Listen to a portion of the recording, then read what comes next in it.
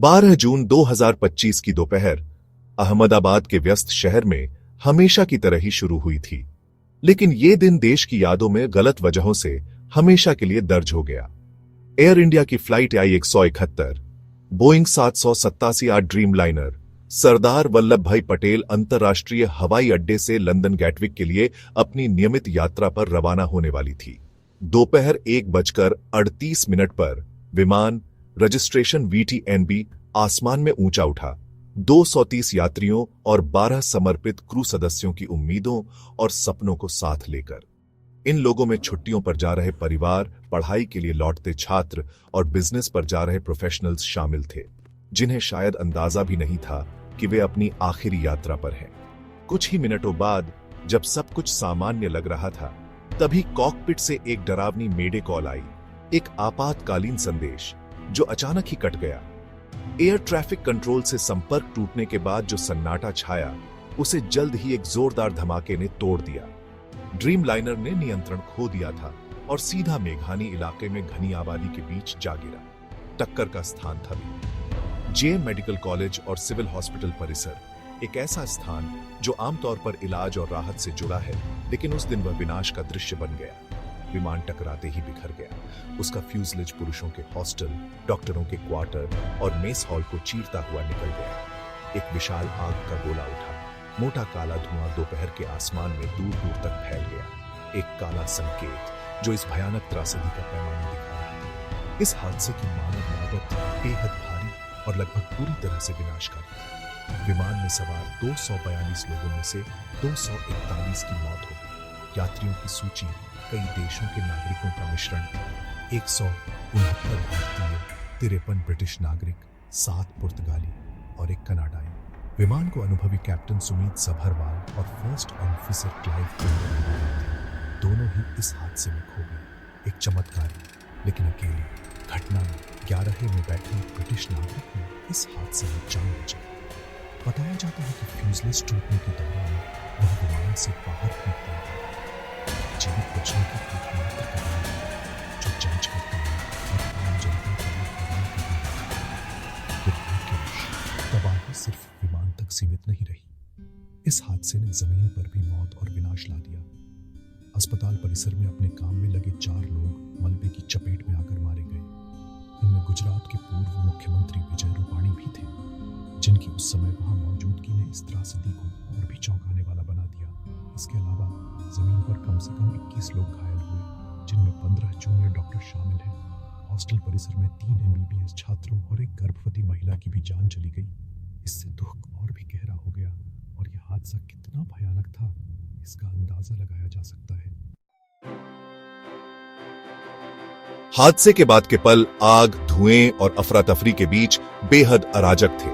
BJ medical college का शांत शैक्षिक माहौल एक झटके में तबाही के मैदान में बदल गया। धमाके की आवाज ही स्थानीय निवासियों और अस्पताल के कर्मचारियों के लिए पहली चेतावनी थी, जो तबाही के मंजर से रूबरू हुए। विमान का मलबा दूर दूर तक बिखरा था और फ्यूजलेज का मुख्य हिस्सा हॉस्टल बिल्डिंग में गहराई तक धंस गया था, जो अब आग की लपटों में घिरा था। पहले उत्तरदाता, स्थानीय पुलिस और फायर सर्विसेज कुछ ही मिनटों में मौके पर पहुंच गए, लेकिन आग की तीव्रता और इमारतों की अस्थिरता ने उनके लिए हालात बेहद मुश्किल बना दिए। एक विशाल बहु एजेंसी आपातकालीन प्रतिक्रिया बहुत तेजी से शुरू हुई।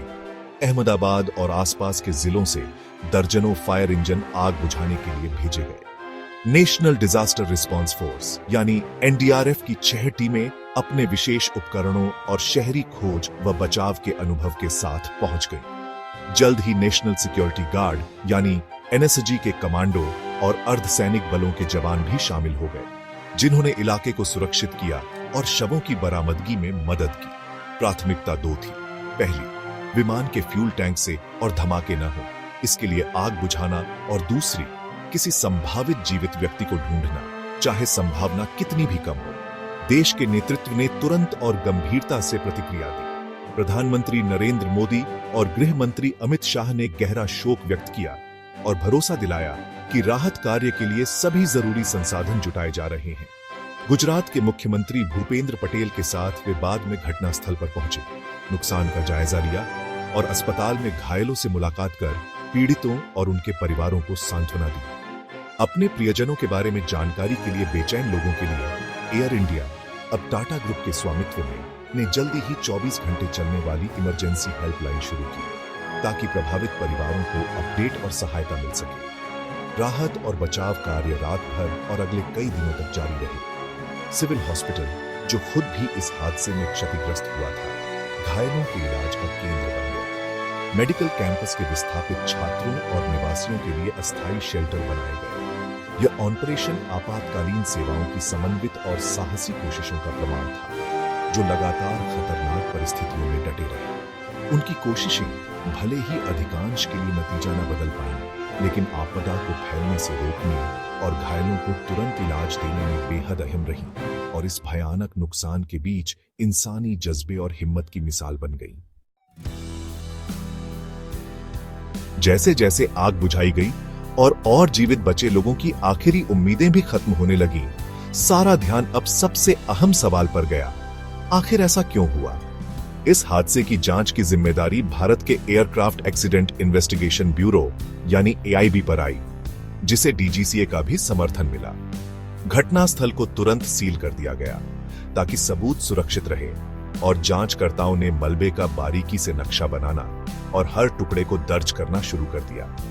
मेडिकॉल भले ही बहुत छोटी थी, लेकिन यह पहली बड़ी कड़ी थी। यह इशारा कर रही थी कि टेक ऑफ के कुछ ही पलों बाद फ्लाइट क्रू पर अचानक और गंभीर तकनीकी आपातकाल आ गया था।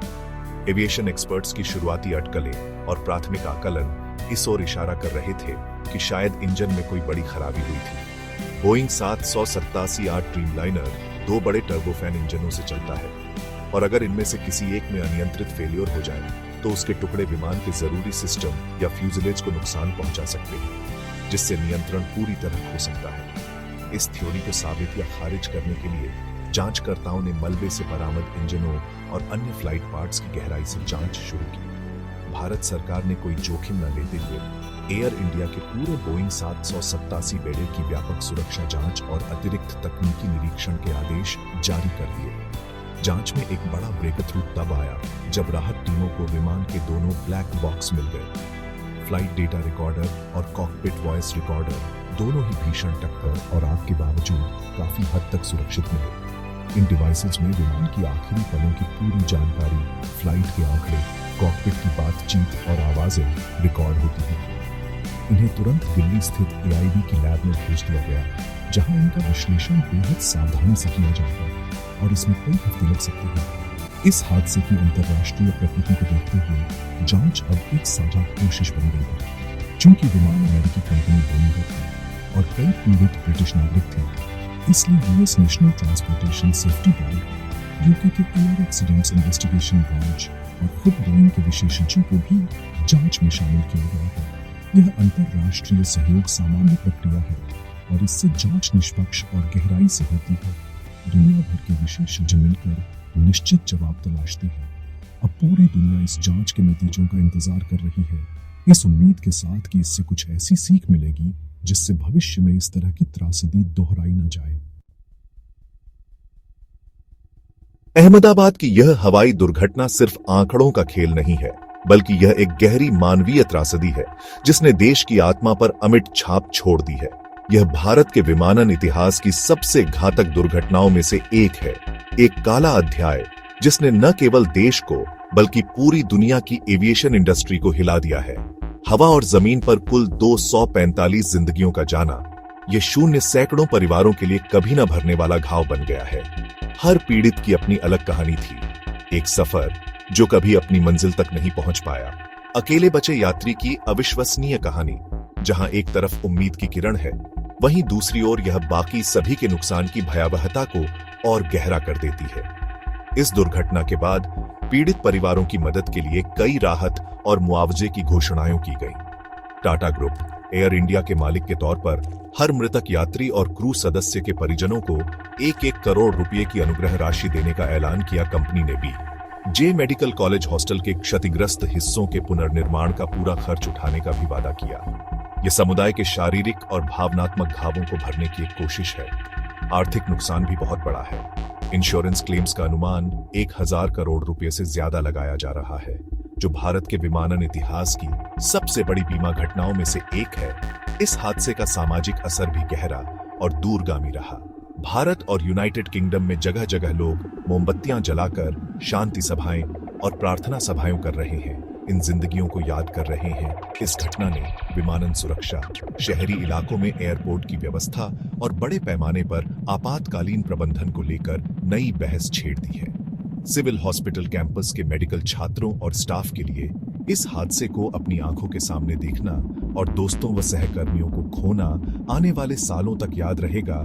इस त्रासदी ने पूरे देश को जोखिम, सुरक्षा और जीवन की नाजुकता पर सोचने को मजबूर कर दिया है। आखिरकार फ्लाइट आई 171 की यह दुर्घटना आधुनिक हवाई यात्रा के पीछे छिपी जिम्मेदारियों की गंभीर याद दिलाती है। यह तकनीकी विफलता की कहानी है, लेकिन उससे भी ज्यादा ये मानव क्षति की कहानी है। जैसे जैसे जांच आगे बढ़ेगी और देश शोक मनाएगा, उम्मीद की जाती है कि इस काले दिन से मिली सीख से भविष्य में यात्रियों की सुरक्षा के लिए और बेहतर कदम उठाए जाएंगे। इन 245 पीड़ितों के नाम सिर्फ एक हादसे के शिकार नहीं रहेंगे, बल्कि वे बदलाव के वाहक बनकर आने वाले समय में आसमान को और सुरक्षित बनाने में मदद करेंगे।